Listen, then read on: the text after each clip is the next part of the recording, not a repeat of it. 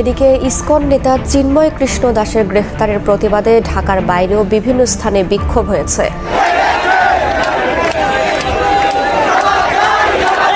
कुछ होता है हमारे चिन्मय प्रभु जी का और हमारे हिंदू भाई बहनों का পরিণতির জন্য ডক্টর ইউনূসের সরকার প্রস্তুত থাকুন।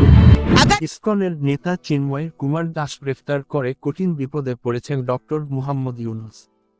রীতিমতো 24 ঘন্টার আলটিমেটাম দিয়েছেন ভারত সরকার ডক্টর মুহাম্মদ ইউনূসকে।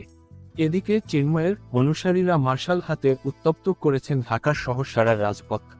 বিস্তারিত জানতে ভিডিওটি শেষ পর্যন্ত দেখার অনুরোধ রইল। তার আগে আপনি যদি আমার চ্যানেলে নতুন দর্শক হয়ে থাকেন চ্যানেলটি সাবস্ক্রাইব করে সাথেই থাকুন। ধন্যবাদ।